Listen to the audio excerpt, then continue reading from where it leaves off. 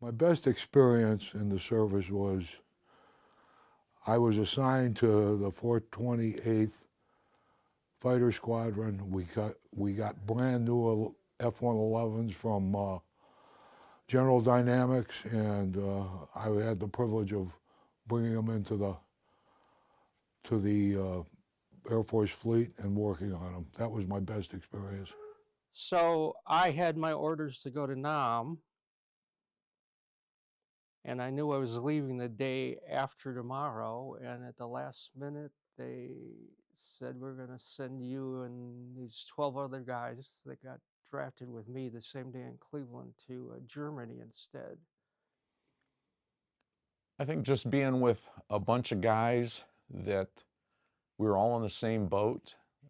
Didn't matter necessarily what your rank was. You weren't going home to your families. We were all stuck there doing this, the same things day in and day out. And to me, that was a great experience. Met some great people and made some good friendships. My best experience was probably leaving.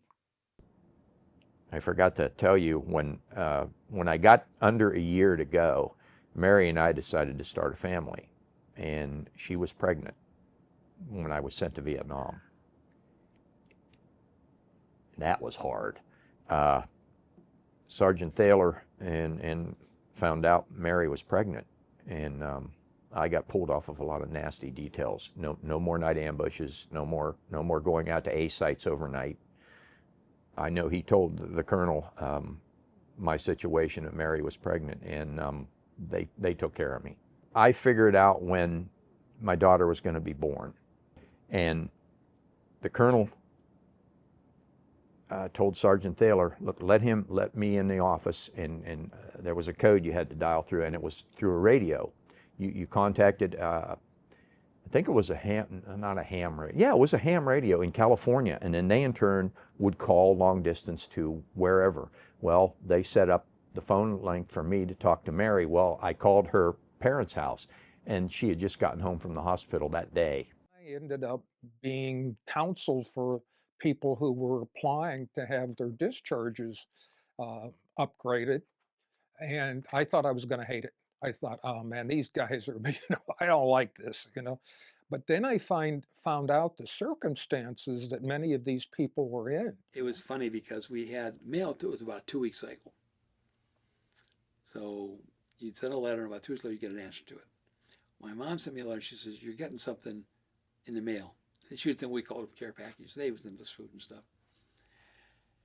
And it was on my birthday, so I thought, she's sending me a birthday cake. So sure enough, she'd gone to His Bakery over here in Barberton, and I've had a His Bakery cake every year as far as I can think back from my birthday. And they packed them in dry ice so that it could go to guys over in Vietnam. Well, this cake comes in, and 2 weeks later, it's still relatively moist. It is beat to hell from all the packaging, but I had birthday cake.